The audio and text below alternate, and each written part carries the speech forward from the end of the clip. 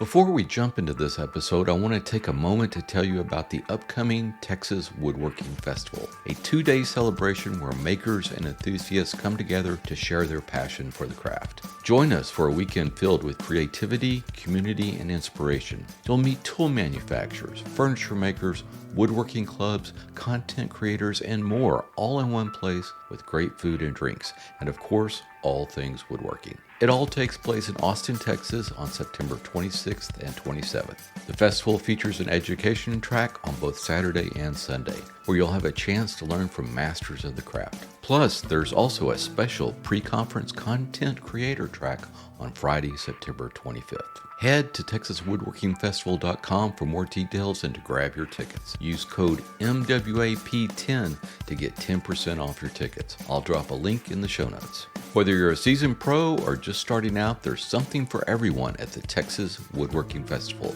Don't miss it. Welcome to the MWA podcast. I'm Kyle and I'm joined by my co-hosts Sean and Jeff. Today we're excited to welcome as our guest Brian Brace. Brian is an accomplished professional woodworker with a passion for arts and crafts furniture. He has a Master Roycroft Artisan and works out of his shop in Black Mountain, North Carolina, where he's also active with the area guilds helping to promote the craft. So welcome to the show, Brian. Thanks for having me. Glad to be here.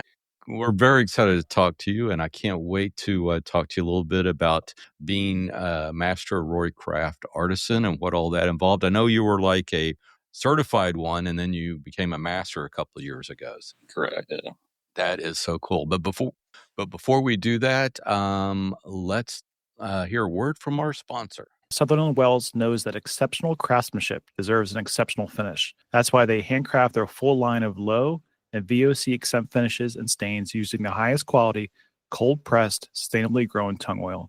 Their unique polymerization process delivers the deep penetrating, grain-enhancing, non-yellowing protection of tung oil, while reducing the drying time, allowing the finish to build a beautiful, durable film. Sutherland Wells, the timeless look of traditional oil, made for the modern woodworker, and use code MWA25, that's the numbers 25, for 10% off your first order. And we'd like to thank Sutherland Wells for their sponsorship of this episode. And with that, let's thank our patrons. So who do we have to thank this week? Yep. We like to give our Patreon supporters a big shout out. Today, we're giving a particular shout out to Robert Tolnai, friend of the show. Thank you, Robert, for helping us out. And if you, dear listener, would like to help us out just like Robert, you can do that by going to patreon.com/MWA podcast or DM us about a one-time sponsorship. Yes. Thank you so much, Rob. With that, let's move on to what's in the shop. So, Sean, what are you working on? So just yesterday, I got back from a 7-day trip to Tampa, Florida with my wife, which was very nice. Nice. Reprieve from, well, it was 25 degrees when we left, and it was nearly 80 degrees when we came back. Well, 80 degrees where we left from to come back. But my rental agreement, or the receipt at the end said that I drove 550 miles in 7 days with my wife in middle coastal Florida. But we got all around, saw lots of birds, and went to a golf tournament and had fun. And then I came home, and there's these 2 big old boxes, different shapes, but different boxes with BB Custom Tools on them. All right. So I got these boxes from BB Custom Tools, and I think I remember you telling me that you were sending these, but I was like, what the hell did Kyle send me? And now I feel like such an imposter because I have not only a set of BB Custom Tools drilling guides, I also have the plans and kit to build a shave horse. And my son actually said, why are you getting these things? You don't build chairs. So I think the universe is trying to tell me something. And we'll maybe cross that bridge at some point in the future. Who knows how, but I got a lot of toys to play with in the meantime.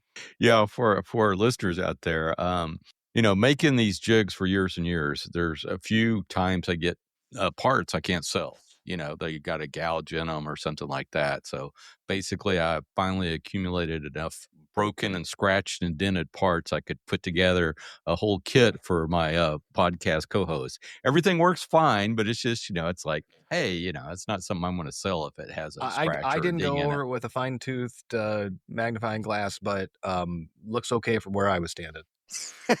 Well packed, by the way. Holy cow, that was a lot of knife work getting through the tape and bubble wrap. Yeah. Well, that's I've only I don't know how many packages I've shipped, but I've only had 2 that are damaged. It would take a fair your Herculean act to, I think, get through that.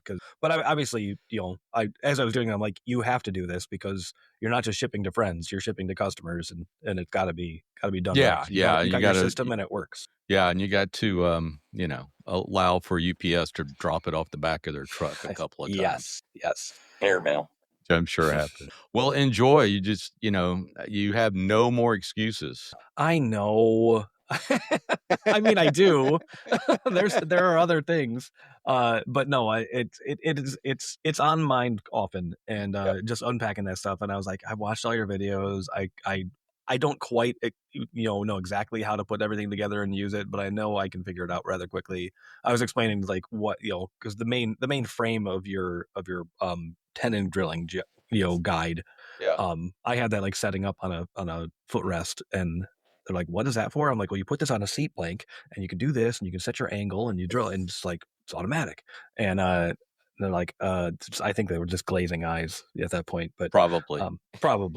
And then in absolutely just this last minute news, my wife tells me that the washer's been running for 3 hours and not stopping.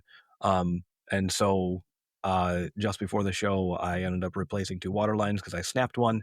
And I now have to find a new timer for my 20-year-old Maytag washer. But that's just fun. That's the fun of home ownership. Being an adult. You go. So it's a Maytag. It is a Maytag. It's an old one. Okay, so you just need the guy in the blue hat to come. Yeah, I just need him to stop by. Yeah. Yeah. Is he still working? I haven't seen him in a while. He might be come up from his nap. Yeah, exactly. I'm like, those are great commercials back in the day. Jeff, how about you, man? What's up? Well, just finished up the Maloof class, so I have a bunch of notes and things I want to change for the next class. So I've been going through that, and how was that class? You were sending me photos and stuff. Yeah, and it was fun. It was a lot of fun. It looked like a lot of fun. Looked like a lot of work, though. Yeah. Yeah, it is. It's definitely a labor-intensive chair. So we did it 6 days. 4 students. I had 1 student never showed up. Paid full price, and then he just never showed. So it was like, well, but out of that was it was a really great experience. I was like, this is, I think, a perfect number of students is for this intensive a chair, and the amount of material it took I was like, I think I'm going to keep this at 4 students. And then we went 6 days. I think I'm going to go 7 next time. So I'm going to do that class again in August. We'll go 7 days. So we'll go for a full week. And then, so I just made it a couple notes every day of things that, kind of adjustments, improvements to make for the class. Kind of going over that again, writing out a little bit nicer, a little bit more legible. And so now I'm back in Alaska. I took some more chisels and things that with me I can sharpen by hand. So getting all that's kind of squared away. Nice. Yeah. Nice. And then, I did, I really did like the, your 3D printing that you did on the angles. I was like, man, that's pretty slick, dude.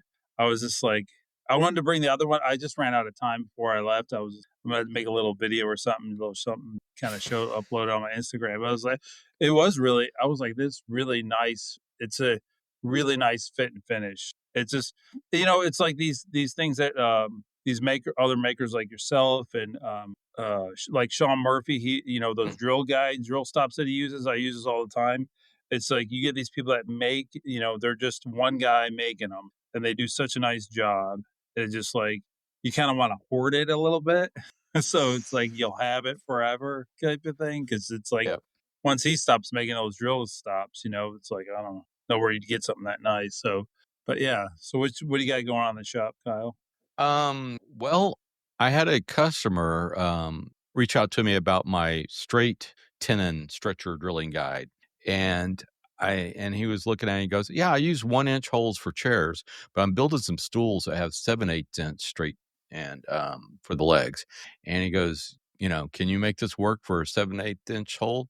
And so I looked, and this is one of those things I should have looked at earlier, because I think Chris Swartz does a chair now with 7/8 inch straight tenons and stuff like that. So, but sometimes it takes a customer to poke me a little bit. So I got some hardware in, and sure enough, yes, I can now do 7/8 straight tenon stretcher drilling guide. It's basically these weld nuts that go in 1-inch hole, and they make some that will go into 7/8 inch holes. So, so now I can do that too. So I need to do a little update because this is a guide that's basically all hardware. So I basically have a YouTube video on this guide, and it tells you, hey, here's how to use a guide. Here's all this kind of stuff. And if you just want to go out there and buy it yourself, you can go out there and buy it. And I give you links to all the stuff. Now, if you buy it from me, you get a couple of extra things. You get like the center finder for your legs for the center of your legs, so you can drill the stretcher. So you get a center finder with it, as well as my H fixture. So if you're drilling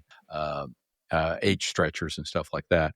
But anyway, I need to update those videos and say, hey, if you want to do a 7/8, here's the hardware you need to buy for that. So Okay. yeah, Well, and I'm a little ignorant on stick chair building. I've never built a stick chair. yeah. I know that they're basically a Windsor chair, but why would you want to go from like to 1 inch and be like, this one's got to have 7/8? I think it's just preference. Just preference. Just preference. Like the customer reached out to me, he was just like, yeah, I use 7/8 for stools, and I use 1-inch for chairs. And he basically said, I don't know why, that's just the way I've always done it. Okay. Yeah, okay. That's fair. Which is fair. Yeah.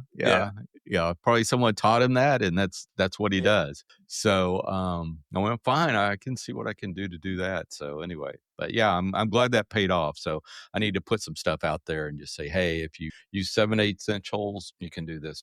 And the thing was, is he was doing a stool. So I was like, I go, well, send me, your specs on the stool as far as the, rake and splay of the legs, and, how thick your seat is. Cause I got to end up doing a extra long threaded rod for him. And so I got that dialed in too. Yeah. But because unlike my stretcher drilling guide for tapered tenons, this one, the thread rod has to go all the way through the seat regardless. And so I think it was like 18.5 inches threaded rod to do his stretchers at like 16 inches. Well, it gave him about an inch or more to spare. So, just make sure it's well within there. So anyway, and besides that, I've been having fun with 3D printing again. So I'm trying to do some more stuff with my jigs, maybe make a lower cost version that's non-turn, that's 3D printed and stuff like that. So right now I'm just working with doing it in PLA, and then which is, kind of the run-of-the-mill 3D printing plastic. And then I want to take a look at maybe I can do it in a better plastic that's more tougher and long wearing and UV resistant and stuff like that. So, but I got to dial this in first. But anyway, I got one of these so far.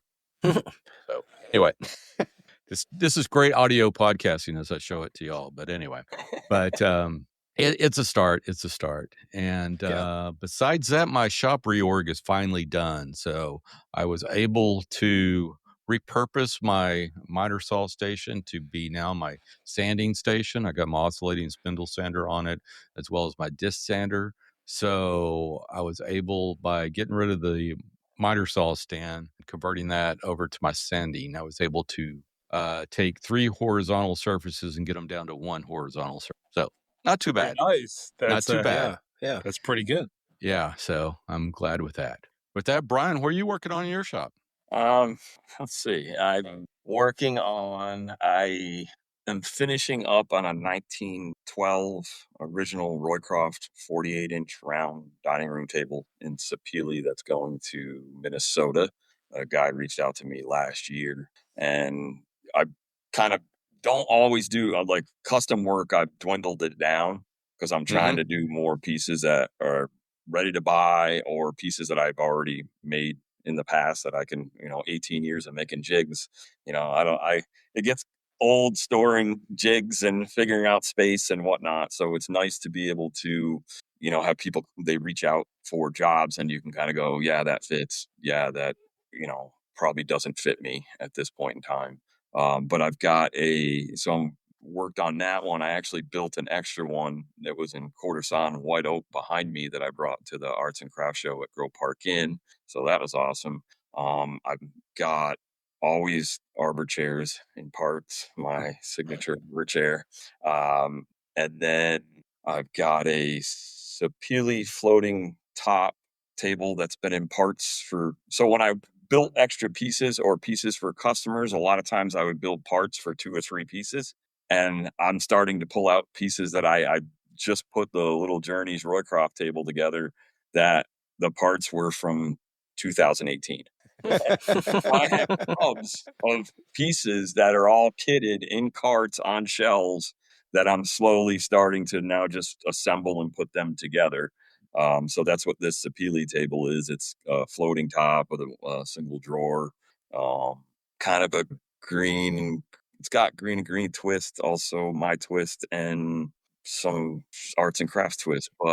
And then a lot of people don't know that I know how to do built-in wall units and entertainment centers and kitchens and all of that, because when I got done with my apprenticeship in Florida or in Vermont, I went to Florida and then worked for like 6-7 years in the cabinet industry. And Yeah. Tell us a little bit about that. So tell us about, where you grew up and how did you get into it? I grew up in Wells, Vermont, and I begged a guy that I played basketball, and he played men's league basketball, and his name was William LeBurge, and he actually ended up doing the arts and crafts show at Grove Park Inn as well. So I begged him at the age, started at like 15, and then after about a year, he was like, I guess he's really wants to come to work for me. Well, the thing is I was only 16 years old. So we set up with the state of Vermont so it was state of Vermont, my boss, my parents, Pulteney High School, and Stafford Technical Center. With the state, we set up an 8,000-hour apprenticeship. So then my junior year in high school, I went to vocational school half a day for carpentry, masonry, woodworking in the winter because Vermont's super cold. And then on Fridays, instead of going to the vocational center, I went to the shop and did a half a day there. Well, then my senior year, I only needed 1 class to graduate, but I had to take 5. So I helped teach woodworking, shop 2 and all of that. Yeah. And took like psychology classes or stuff, anything that I thought would be woodworking related. Right. And then I ended up going to school Tuesday, Wednesday, and Thursday, and I went to the shop all day, Monday and Friday. So I graduated high school and I had 2,400 hours of the 8,000-hour apprenticeship as a senior. And then Nice. So I got done. I graduated in 97. In the year of 2000, I finished the 8,000-hour apprenticeship and became the only Vermont certified master craftsman for furniture woodworking. And Nice. Wow. I ended up staying for another year and a half with him. And then he came up to me and said, I'm giving you a month and you can go to work for somebody else, see how they do it, switch trades, try something different, whatever, or start your own business. But if I don't push you, having been here 6 years, then you'll tend to settle. And it was probably the best thing that ever happened. And, I've done it with even helpers that I've had here. Been like, time for you to go. And what that did was I walked out. I had some woodworkers that came to our shop and worked when we were busy. And one of them moved to Naples, Florida. I mean, he was in his 50s. I'm 23 years old. And he's like, come on down to Naples. So that's when I went down there. But nobody made furniture. So I ended up joining a cabinet shop. And that's where you learn how to do the built-ins and all of that kind of stuff. Yeah, the first day I showed up, I shopped all over and was looking for a place to go to work. And I found this one place. And then I raced and bought a pair of clip speakers because I got hired. So I ran and bought these speakers that were on sale. I'm like, I guess it's time to take the job. And I showed up and I went to an install the first day. And it was a $40 million house with 13 cabinet companies and a 4-story home on the beach. Wow. Nice. And the Keep next going. door neighbor's house was 55 million. And then Yeah. 4 houses down was Ted Turner's daughter's house. And I was like, this is insanity. I mean, it was, so I ended up like the first job that I started at with this guy, I trained with some awesome Hispanics that were, I mean, one of the guys, Javier, did some of the craziest radius work you've ever seen. And so then I started like learning from some of these guys and, and I ended up, that job, I actually got let go because I did not know how to do built-in wall units and I had barely ever used plywood in my life. And that guy, it was crazy. The guy paid me. He was like, I love your work. I love what you're doing. The things that you have done for us that are smaller, that are furniture style, are awesome. But when you get into these it's a different breed. Yep. It's a whole different trade. So he paid me to go look for and find another job. And I found like a company that did simpler cabinets. And the guy was German. And I learned that and then got hired next door. And then next thing you know, the next job after that, I was managing a shop. And then I started my own business as a furniture maker in the back room of my house because I was like, I love cabinets. And I ended up doing Greg Wisniewski from the Philadelphia Phillies. I did his whole trophy room, wrap panels, built-in desks. I learned how to do coffered ceilings, $1 million libraries. But I just didn't have that, I picked out the lumber, I built the piece, I finished the piece, I delivered the piece or whatever, that full circle. Right. And what really did me in was when some of the pieces that I had built that I knew that I had, once I started being able to tie in the furniture end with the built-in end and start putting out furniture quality built-ins, to then drive by a house and see this millions of dollar house get just leveled to the sand because somebody bought it, and you go, where'd my work go? Yeah. And that was when I was like, all right, it's time for me to start my own. Yeah. So did you start there in Florida or? Yeah, I started in a 9.5 by 11-foot room in the back of my house that I rented. And I was like putting boards through the window to chop one end and run around and chop the other end. And I'm not kidding, like yanking boards out and playing it under a tarp and picking everything up. And then my good friends had, I brought my first 3 pieces to a gallery, and the lady that night bought all 3 pieces. And I was going to buy a table saw with income tax return or whatever. And I was like, well, now I can buy it with the pieces that I sold, but I had nowhere to put it. So my really good friends let me put the table saw and joiner in the back room of their house. And I put a long whip on it, and I would go there after work every day and pull their oven out and plug the 220 in and run in and do some cuts. Oh my pick up, gosh. and then run home and work in my shop. And I did that for probably 6-8 months until I got a gallery next to me that sold those pieces, was like, we got a space next to you. We want to put you next to our gallery so we can help promote the gallery. And so I did that, and I did that for and I set up my first shop in there. I worked all day long at the shops that I was working at. And then I came home and worked in the evenings in my shop and built pieces. And the crazy thing is I had built a built-in kind of unit I would do whatever I had to do. If it was a repair, if it was a refinish, if it was trim, if it was 4 cabinet doors, whatever it was, just to keep the cash flow going. And then this guy said, I want to back you in order to the rule is you have to quit your job and go for it full time. And he backed me up to $10,000. And I quit my job, and we found a different place to rent because that space was being lost. And I moved in there in July of 2007, and the economy. I was about to say, it's not great timing. Yeah.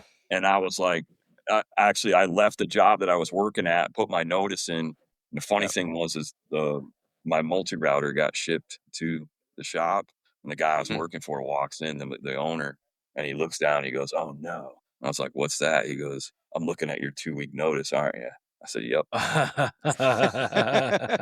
got my joiner machine. Let's go. And then when I put my notice in, he was like, the economy is slowing down. I said, well, then I'm going to be the first one laid off then, or, and I've already got work lined up. So I'm going swimming right now. And I just wouldn't let go. Nice. Now, when did you move from Florida to North Carolina then? Which was crazy, was everybody's like, how in the world are you able to like pack it up and get out of here? 2000 July 4th of 2010, I rolled into Black Mountain, and we took a trip up here and found a place with my ex-wife, and we were able to find a rental space. I went back, packed up everything, showed up on 4th of July morning, unloaded stuff in all the tools and stuff into a storage unit, actually, that's out back.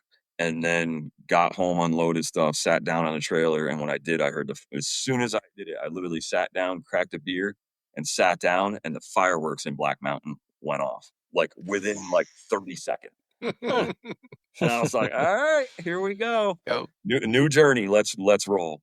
I didn't know how to do it, but I figured it out and found a rental space here that wasn't in the downtown. That was the main thing, because I just didn't want like a full-time person saying hello to the traffic.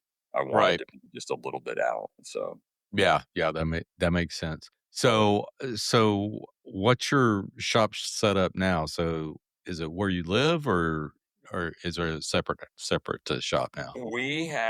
So I actually ended up had divorced and had a son, and what we did was, when we first moved into town, we lived in a different spot, but with the guy that I rented the shop space at, he always wanted to do a second story, so we put a second story living space with and then a showroom that I'm in right now.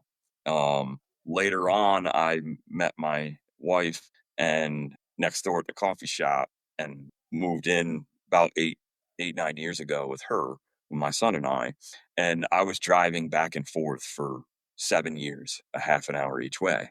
Well, when our kids graduated high school, we sold the house, took the profit, and moved back into the apartment space here. And now we just bought 11 and a half acres out buried in the woods.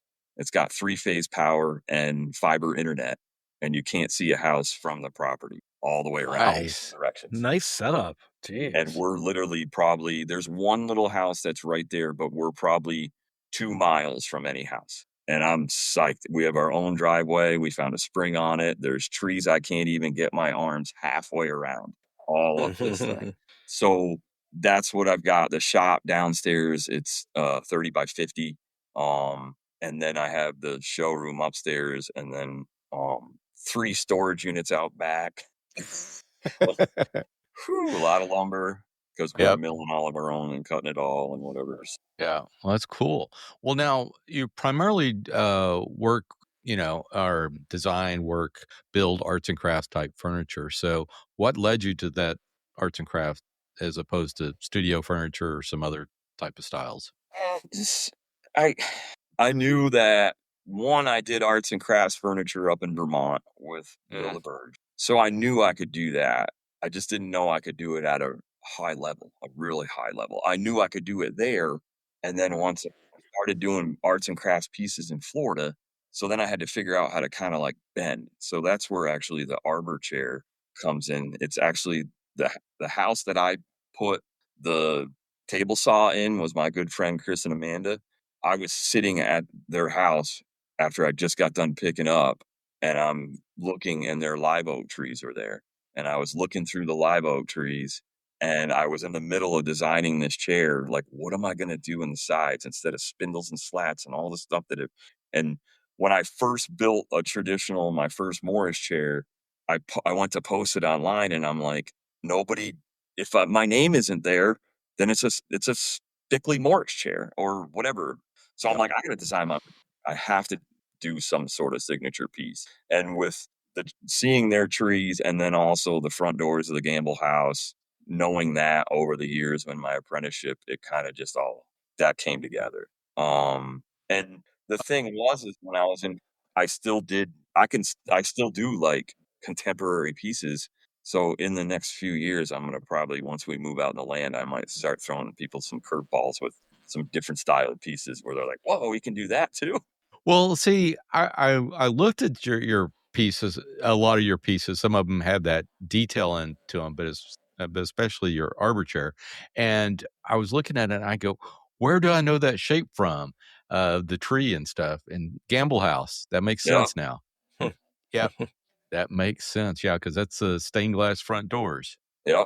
Yeah, that is outstanding. That is outstanding. Now you do some green and green work, but it's more of your own little take on green. What I Thank gather. you. I actually Yep. just had somebody that visited last week. They were at the Gamble House. They were driving through town here, going through North Carolina, and they were like, "Ryan Braces," and she was here for 2 hours. It's basically, I think Arts and Crafts Homes, when they featured my green and green desk in like 2012, they were like, "We need like to say something like a quote or a slogan or something." And I'm like, "I don't know. Like, what do you guys think?"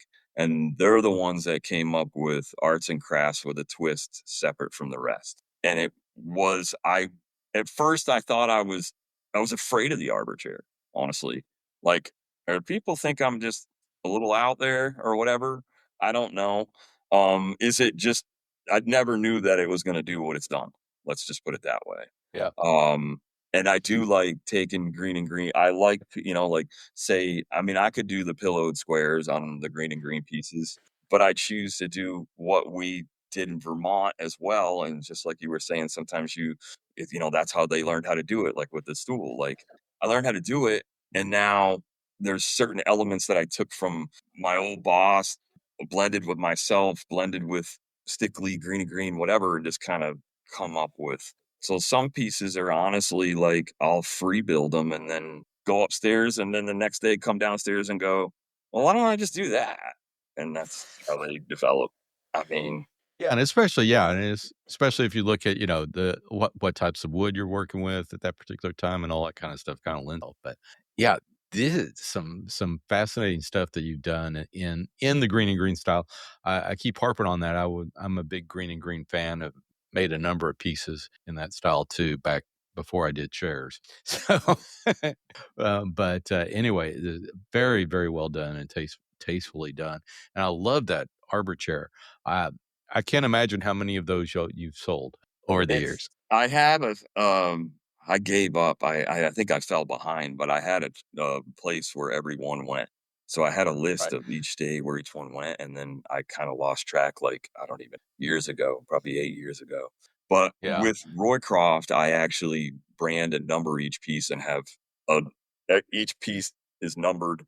What piece is what the stain is, and it's all kept in a chart. So long after I'm gone, they're going to find all these every single year since I became a Roycroft artisan. Every piece is Yeah. numbered and where they're at.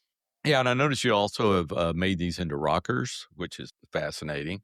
Yep, I had a Um, guy commission me to build all of the jigs, and it was the first piece that I actually shipped out of the country to Toronto. And then what happened was he commissioned me to build the first one. I built the first one, but then I decided to build the green and green version as well. Only I slept yes. on the phone with him.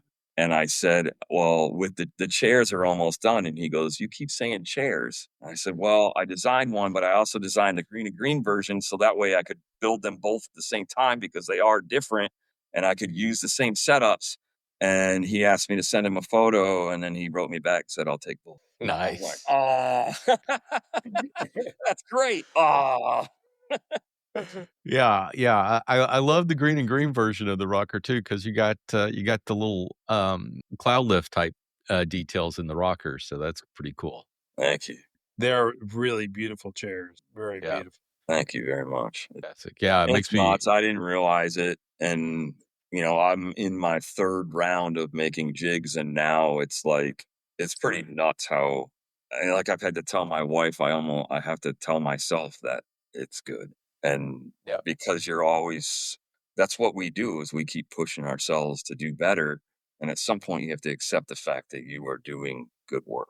Everybody. Yeah, yeah, I find that true on whatever I'm doing. It's always like, hey, yeah, that's pretty good, but maybe I need to tweak it here, tweak it there, those kind of Yeah. things. It's like, yeah, and sometimes those work. Most of the time, they don't.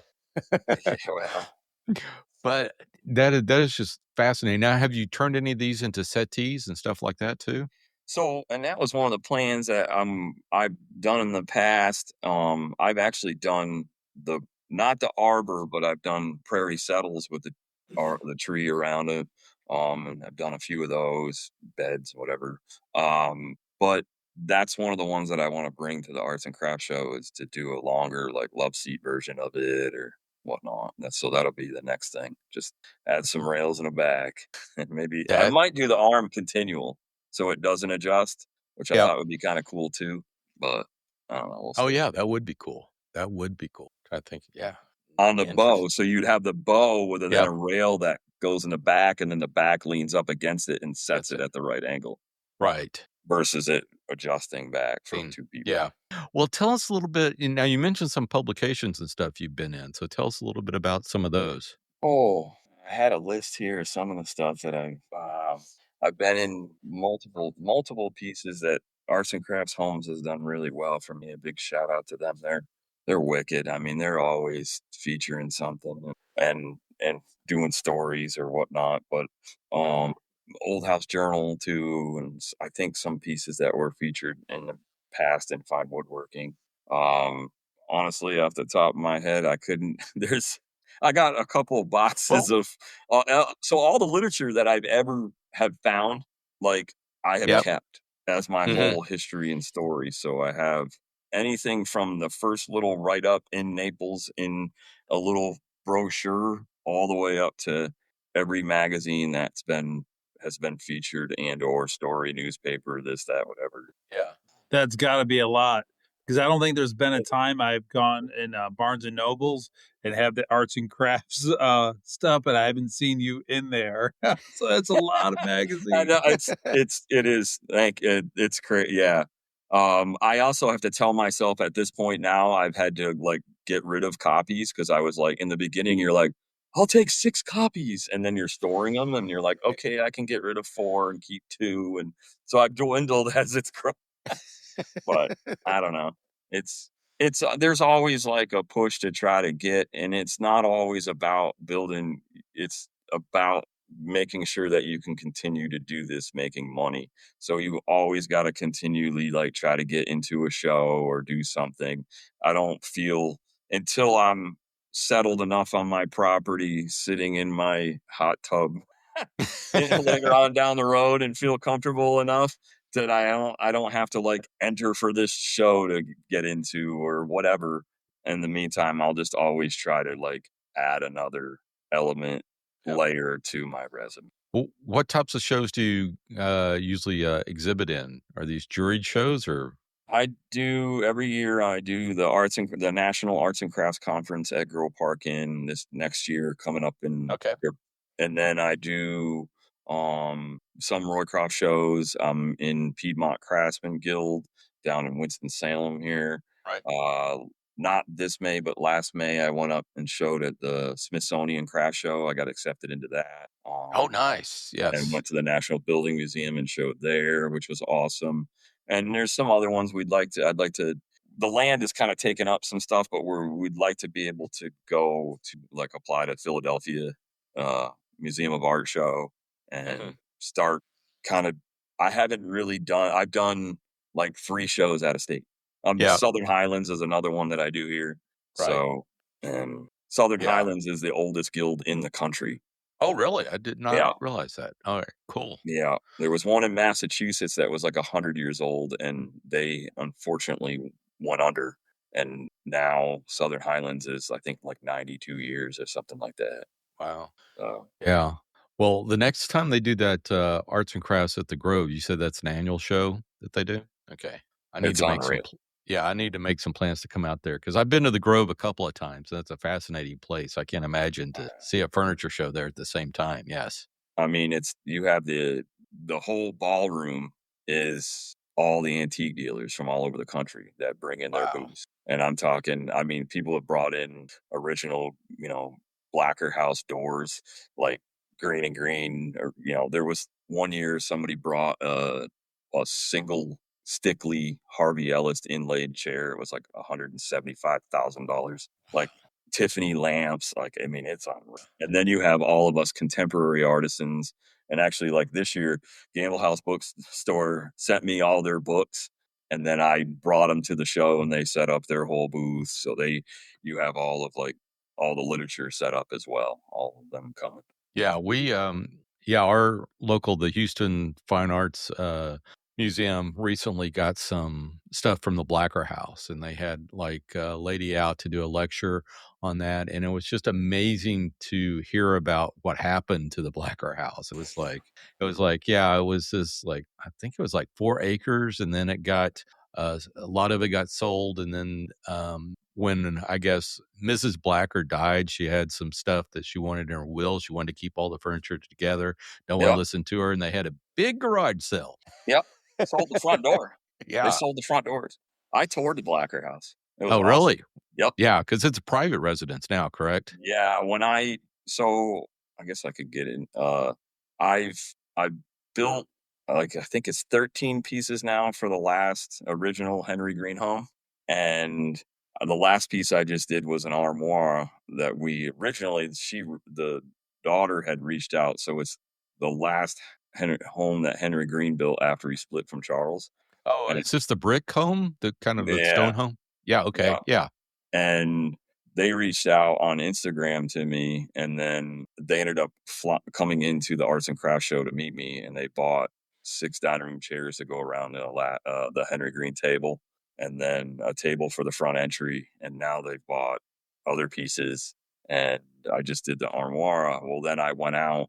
They invited me out for the 25th Pasadena Heritage Weekend, and we toured Gamble House with them and Blacker House. And I went to dinner with the architect who oversaw the whole restoration of the Gamble House. And it was a weekend I cannot even. You get to walk around the Gamble House with a flashlight and mingle around by yourself. They let you just walk around. Wow. And then they actually because I went to the Gamble House, behind the ropes tour where they hand you the flashlight. Can't touch anything, but you can get real close to it. But you were just able to walk around and stuff. That's cool. That's cool. Yeah, they actually let me sit in the Sam Maloof chair at Blacker House, which was really awesome. They unroped it and let me sit in it, and everybody else was like, I was psyched. Oh, that was cool. That is so cool. Yeah, I remember the first time I was there at the Gamble House, and it's just like, okay, you see there, and then I was able to, you walk around that neighborhood, and that's when I realized, hey, this is just a subdivision, a green and green subdivision. It's unreal. Which is like unreal. Charles Green's house. Holy. Like the stonework leading up to that thing is just like, you're like, wow. Yeah. That's incredible. So yeah, if you're ever in Pasadena, that's definitely a stop. Yep. Or 2 or 3. Yes, exactly. And especially if you can get the behind the ropes tour, because that house is dark, very dark. Yeah, and actually, when I went, it was like 2 weeks after they started allowing photos. They never did for years and years and years. So I lucked out when I went. I was able to take photos to be able to. I'm like, I wanted to like just photo the whole thing. Exactly. No kidding. That is that. Now, what other arts and crafts places have you been? I just went to Falling Water. Nice. Franklin Wrights. And that was cool. So the job that I'm working on downstairs, the customer actually lives just north of there. And while I was installing his fireplace bookcase deal, it was like a 22-foot unit. I got done and we were talking, and he's like, well, Falling Water's right down the road. And I was like, okay. So I went there, but all the tours were sold out, and I weaseled my way in. It's the one time I've used the fact that I was a Roycroft Master Artisan. And they were like, is that your van out in the driveway? Yeah. Yes. And they're like, okay, let's see. And they got me on a tour, and it was awesome. That's cool. It's really cool because then the lady, somehow the word got around, and the lady asked me during the tour, because we were all mic'd up, what I did. So I was able to tell the whole tour, like, what I did. It was kind of funny. I was like, oh no. What did I do? What have I done? Yeah, what have I done? Oh no. Yeah. And I have business cards. Yeah, that's but I'm gonna go back. Hopefully, they're doing some scaffolding work repair on that place, as they probably do, a lot of Frank Lloyd Wright places. He bent the rules like crazy. Yeah, I've heard that place tends to leak a lot. Yeah, it's Yeah. it's unreal. I mean, it is how he did some of that stuff. But and I went to the Robbie House also up in Chicago. So that's with all the glasswork and Mhm. the original settle, the giant prairie settle with like the 26-inch wide arms, whatever. Yeah, so that was cool. I'm not sure. I'm trying to start my list now of new Well, places to visit. that is cool. Well, so at this point, what do you have to do to market your furniture and attract clients? Are they coming to you, or are you still out there hustling for clients and stuff? I'm always kind of hustling for sure. And actually after we got Helene here, Yep. we got just so rocked, that That affect you personally as far as your I had 3 inches of water in my shop. Just okay. just below Man. the motors. Yep. And I Mhm. Yep. Saved you there. lost some jigs. Yeah. But when you had friends that had 26 feet of water in your shop, I had nothing. So I was Mm, just like, I didn't even tell anybody. I just cleaned up and started helping. And right. one of the crazy things that I did that was you never thought you would was we had no water for weeks and I mean, we didn't have drinking water for over 2 months. So we were lugging water in, but the crazy thing is you had to lug in water for toilets. So Mhm. I had a generator and I started planing down lumber and making more sawdust. I had 355-gallon dust collector, and they were all full because I always fill up before a storm too, as well.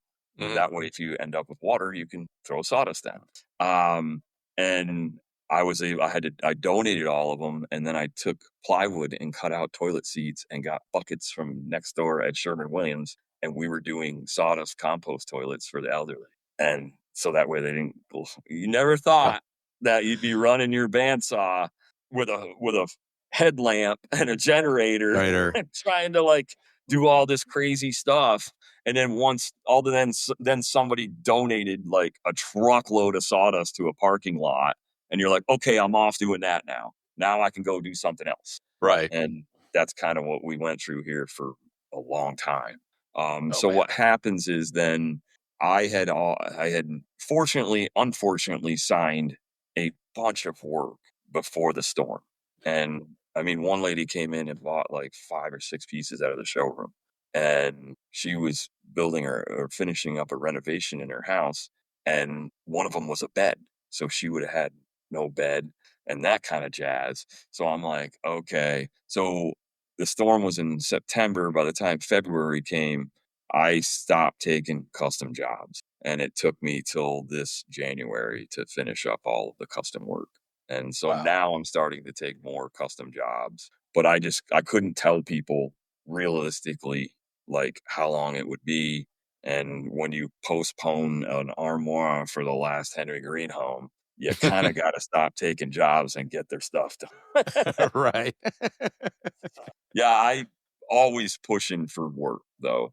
I mean, Yep. more or less trying to push toward people purchasing pieces that are already made though. Right.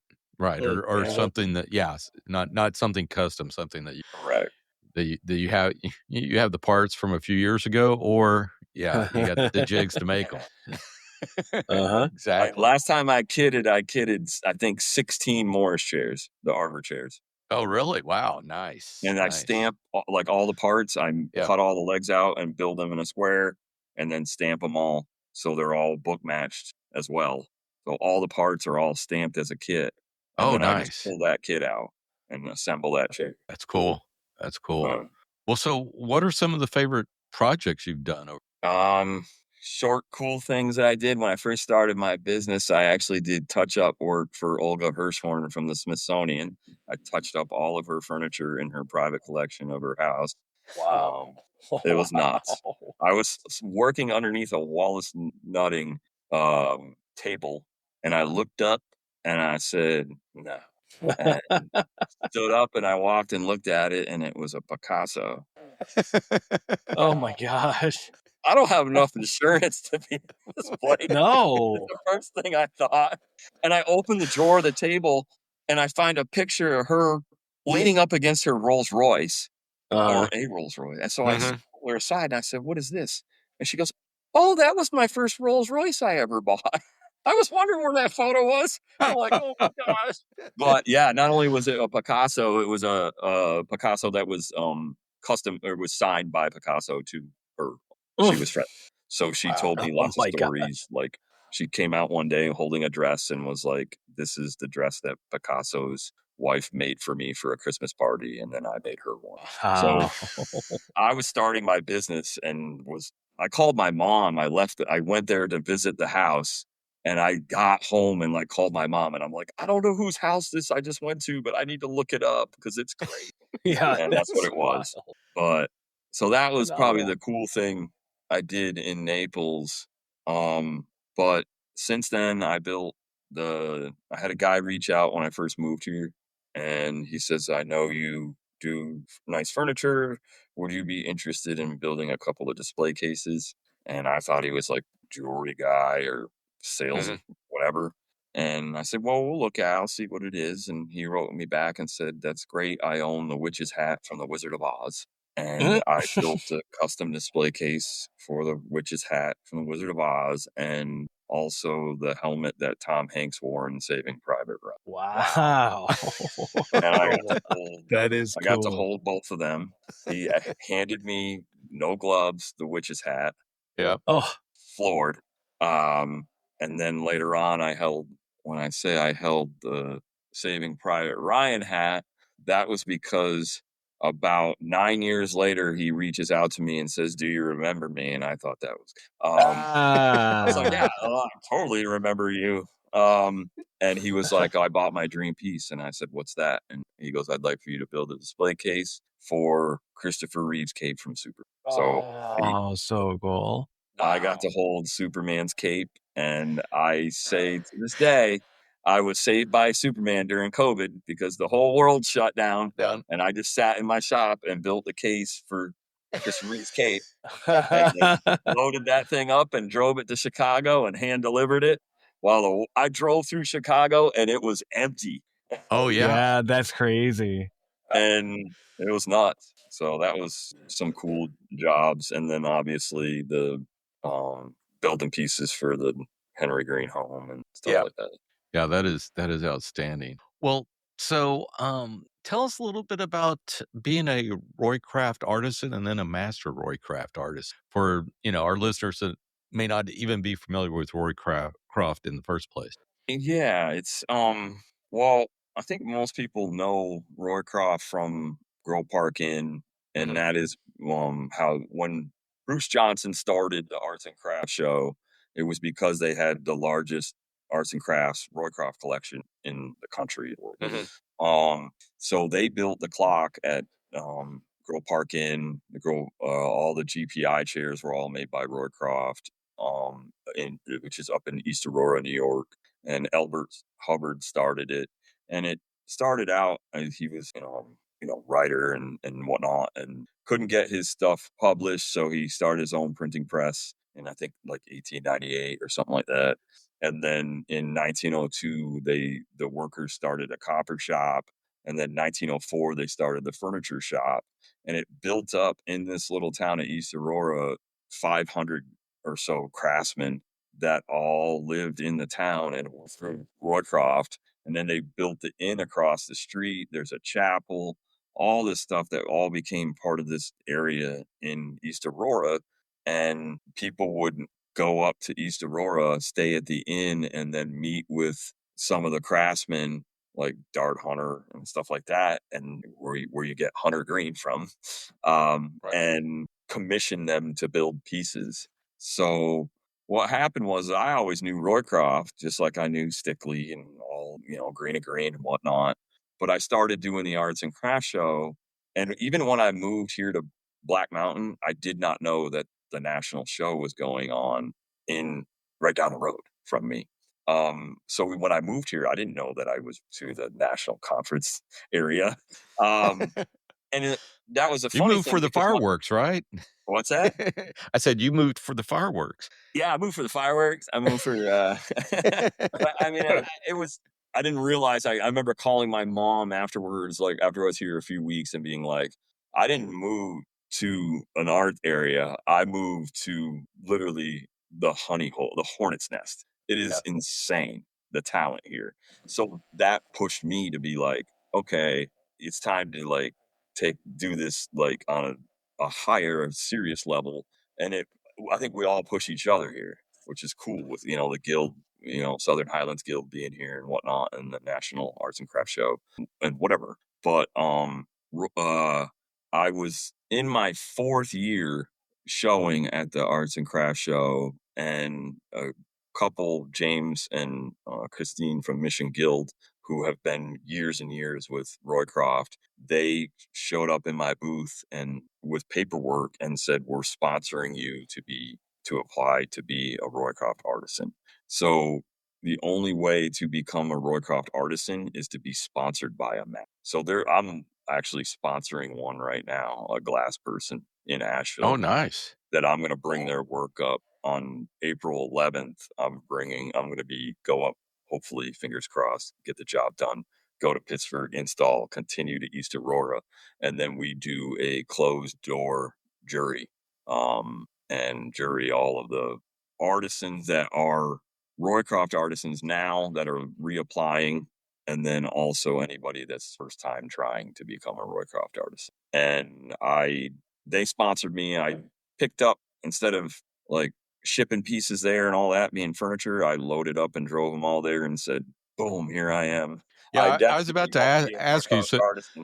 So, so you're not submitting like a portfolio or something like that. You actually had to submit pieces of furniture to. I was able to help actually create, they're calling it the Brian Brace clause or whatever. Because so many artisans show up at the Girl Park Inn show, and being a furniture maker, because you have to reapply every year. So that's the thing with Roycroft. Yep. So every year you reapply in the jury, closed door jury. And also you have to submit, I think, 5 photos and a description of all of them. And they have to make sure that you stay of quality and or progress. And all of this that you submit, the files, stay on the Roycroft campus for the future. And then after the 5th year, you can choose to run for master and apply for that. So then you have to bring 4 pieces up for jury for that. And there was, I think, 5 that juried that year, and 3 made it, and I was one of the 3 that made it for master. Nice. Now, once you're mastered, do you have to do the same thing and reapply every year, or is it, or is that your ticket? Hey, I'm now a master and I'm good. Nope. There's certain points that everybody's got to do. Like I built like one piece for like the goodie box back when I was a Roycroft artisan. So I built like the table that they raffle off that raises money for all the shows, stuff like that. But also when you become master, like you can go to juries, you can do the shows. If you can't make it up to Roycroft, they do 2 shows a year, one in June and one in December. And if not, then you have to pay part of the dues just to keep, the cost of the shows.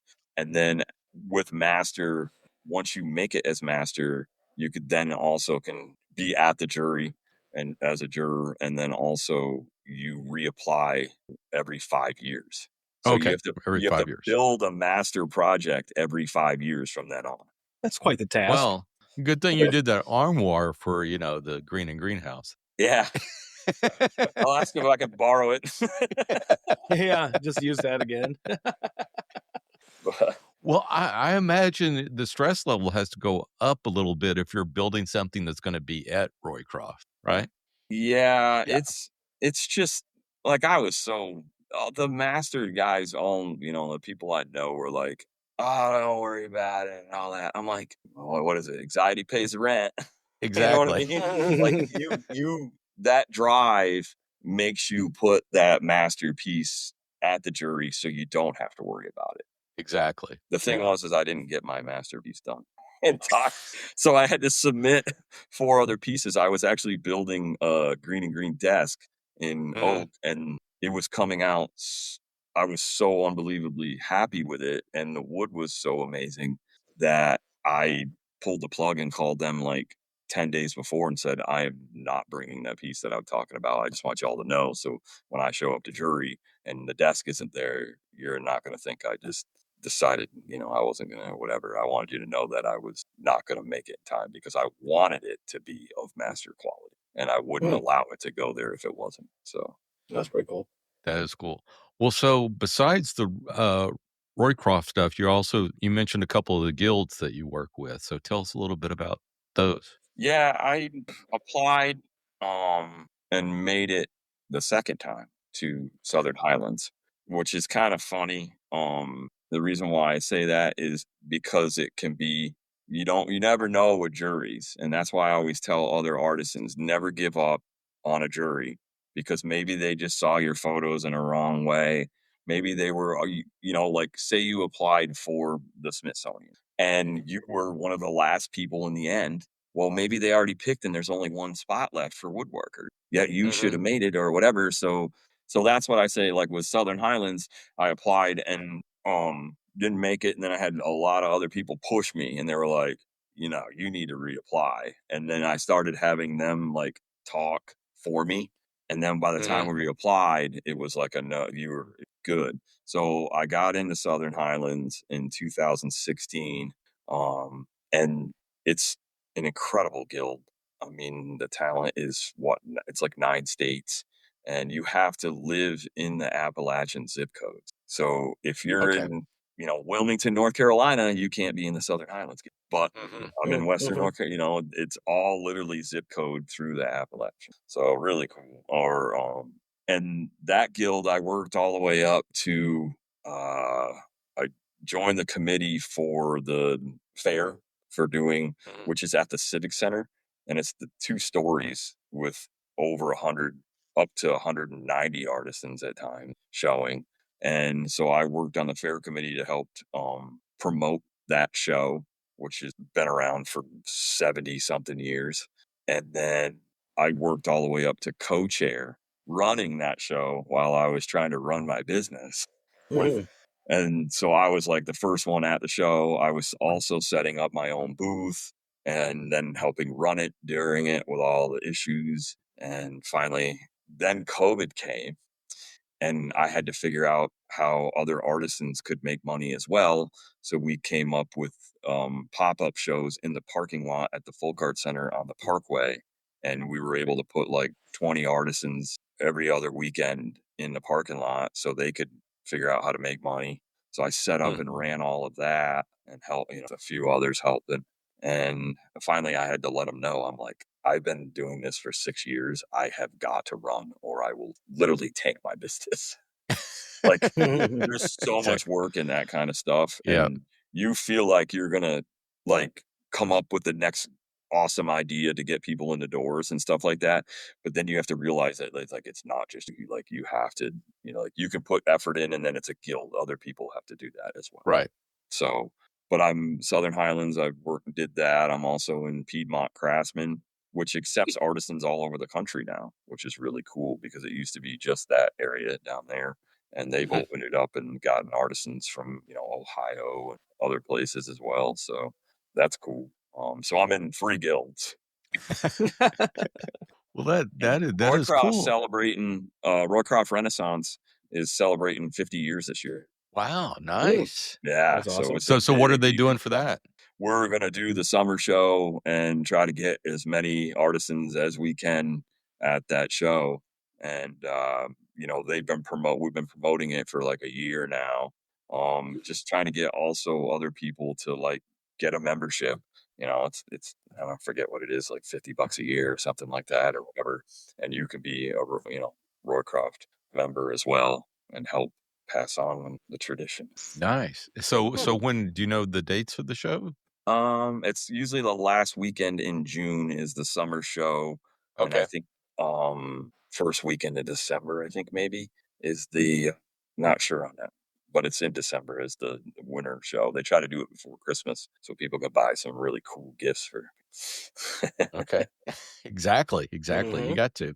Well, with that, tell us a little bit about what do you like to do outside of woodworking? I'm enjoying now working on the land. It's really cool. Right. And to be able to kind of develop that. My sawyer, who helps cut all my lumber, is actually the guy that went in and started pushing down trees and start putting in and clearing that. So that's one of the things that I just like. If you're in the shop all the time, the outdoors is really cool, and to kind of build this other kind of painting that I'm doing there is kind of fun. There's nothing more cool than a big, huge, giant brush pile. Mhm. Whatever. But I'm huge into music. I love music. I've got a lot of good artisan friends. I'm an old punk rocker. If you've ever heard of the Dropkick Murphys, Of Yep. course. Mhm. Yes. I used to literally hang out with them back in the day in Oh, Burlington, cool. Vermont. Cool. Yeah. Another Yeah, band. now they're still a band, aren't they? Don't the Oh, yeah. members just come and go over the years? Oh yeah, no, Ken Casey's Yeah. original. Yep. And then Al Barr actually just came back this weekend, or the St. Patty's weekend. He's been out with his mom. He's been sick, but no, I knew him back when the first show I went to, they were an opener for a Oh, band okay. called Agnostic Front, and Oh, so jeez. I saw them as an opening band and ended up on a back speaker holding a cord for the mic for the original singer, Mike McCall. Yeah, started out kind of punk. Punk is fun. Face to Face is another one of my big bands. I'm also. It's funny because some of the bands that I followed that I loved for years, I now have met and hung out with a couple of them, which is really cool. Ever heard of Mofro, JJ Gray and Mofro? Mhm. I They haven't, but Sean has. Yeah. I have. Yes. Oh yeah. So I met them years ago in Florida, and then we actually have a big brewery down the road from us, and they have an outdoor amphitheater that does 2,200 people. So we Oh, get wow. some pretty massive shows. I mean, Mo and Old Crow Medicine Show and like crazy stuff has came to us. So Mofro was one. Marcus King. So he would play at the indoor in the brewery down the road. I would go down here and see him Wow. for free, and met him and many times. So music is my big thing that I like to go to shows, try to go to shows, Yeah. and whatnot. Cool. That is very cool. Very cool. Well, with that, Brian, where can folks find you on the interwebs? I am on brianbracefinefurniture.com, which we took and stripped down a website. So it's just got one page and it's just contact info because of trying to keep up with things and get back. It's just easier to have people through that now with websites. Right. And my email there is info@brianbracefinefurniture.com. I am on Facebook and Instagram under Brian Brace Fine Furniture, and I just started doing some TikTok. So Oh. Oh boy. on there as well. Okay. Welcome to the teenagers. Yes. It's kind of fun, but I don't know, it's weird. It's almost like I noticed I just started and then it got bought and everything like dropped. I was getting like 1,000 views the first 3 days. And actually I posted the Tom Hanks helmet from Saving Private Ryan case and it got like 25,000 views. Like crazy. Yeah, And I I was like, imagine. oh Yeah. wow, this is awesome. And then it got bought by this other guy and everything went so Yeah. whatever. We'll see. We'll see. Maybe it'll come back. Well, cool. Well, with that, let's move on to our fortnightly beer choices. So I'll start us off. I'm just drinking my house beer, which is Guinness. Jeff, what water are you drinking? Sparkling, Sparkling. black cherry soda ale. Okay, never heard of Very that. nice. So, Very nice. Yeah, anyway, just it's a local brand. local brand, Alaska sparkling water. Yes. Mhm. Yeah. Yeah, Alaska is known for their sparkling water, by the way. And fresh caught salmon or something like that. Yeah. Sean, what are you drinking?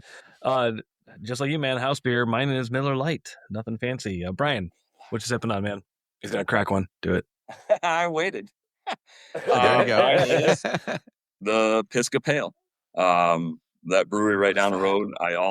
There's one. So I'm a mile from where my shop is. I have two breweries that I'm good friends with, and the one is Lookout Brewery.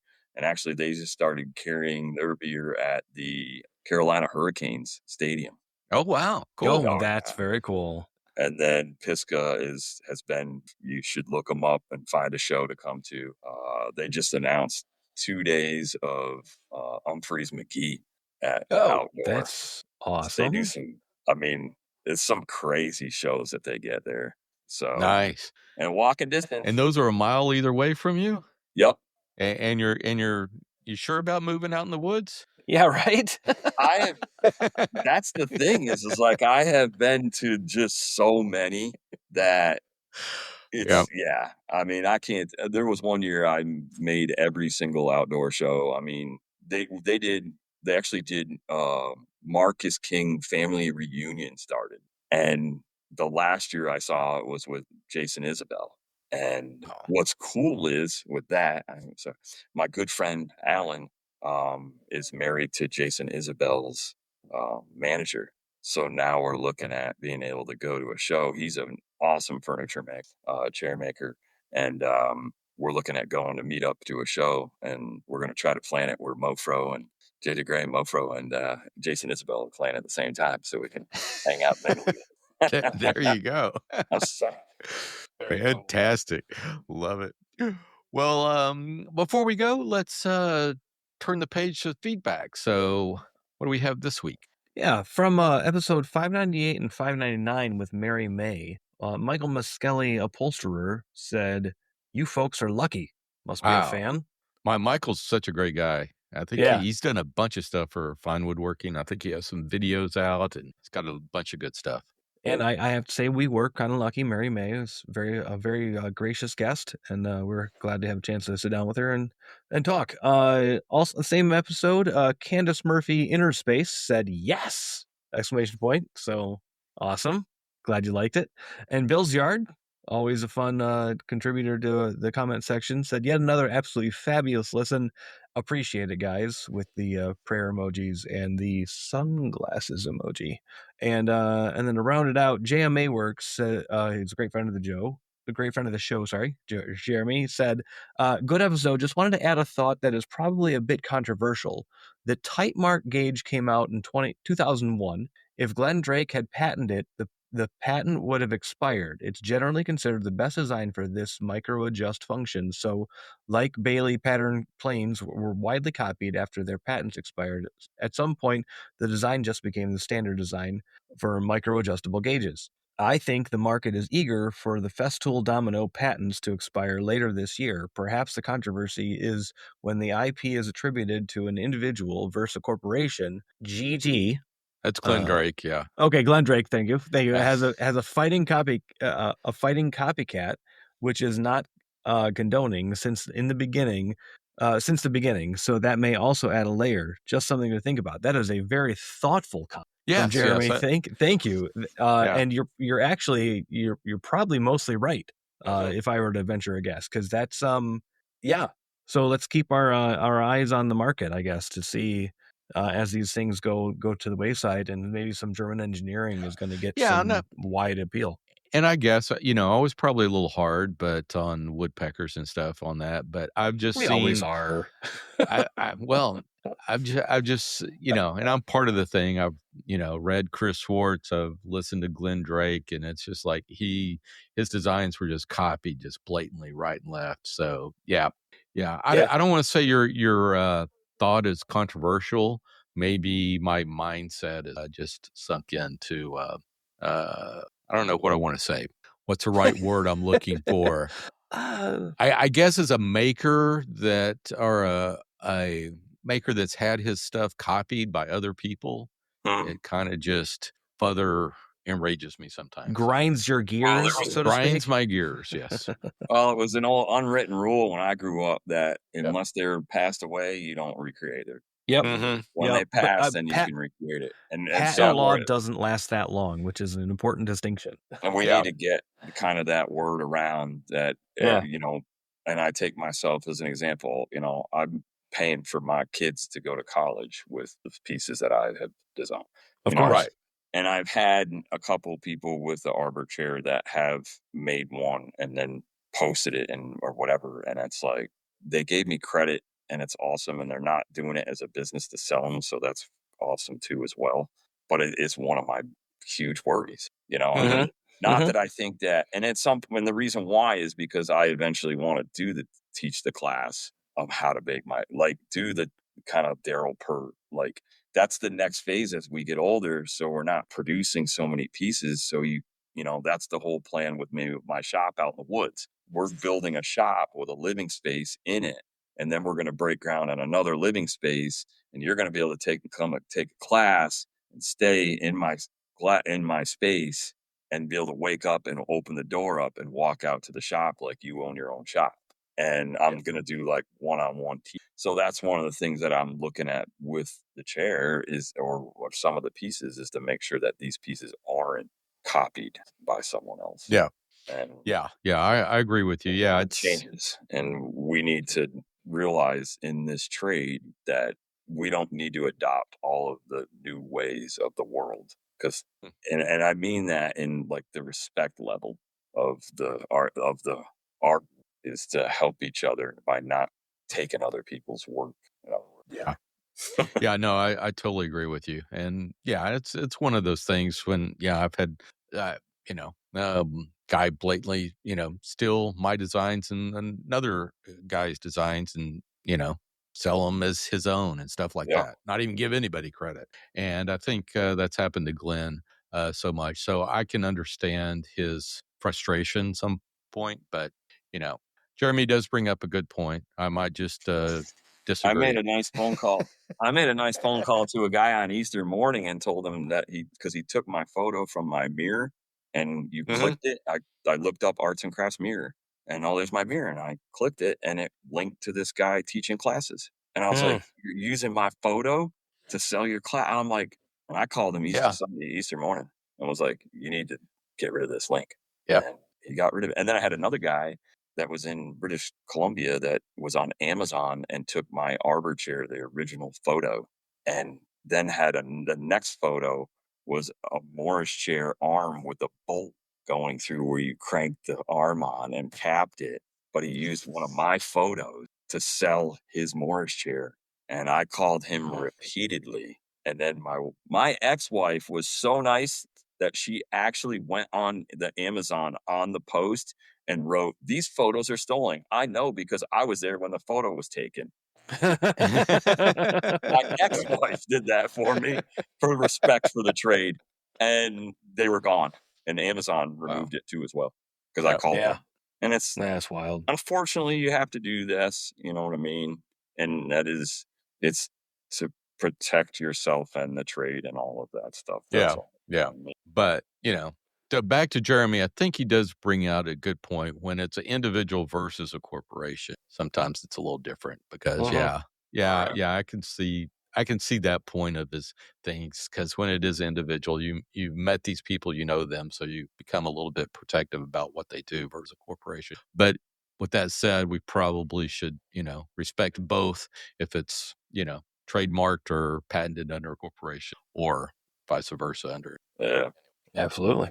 But with that, if you would like to post a comment that requires 10 minutes of conversation, please head to our Instagram at MWA_podcast, or of course, leave us a 5-star review on the podcatcher of your choice. That really helps direct people to the show. And that just about wraps it up for this show. If you haven't already, please subscribe to the show on the podcatcher of your choice. Just search for the Modern Woodworkers Association. And while you're there, please leave us a review. You can follow us on Instagram at MWA_podcast. And if you'd like to support the podcast, go over to patreon.com/MWA podcast. But the best thing you can do is tell a friend. Word of mouth goes a long way in sharing our discussion.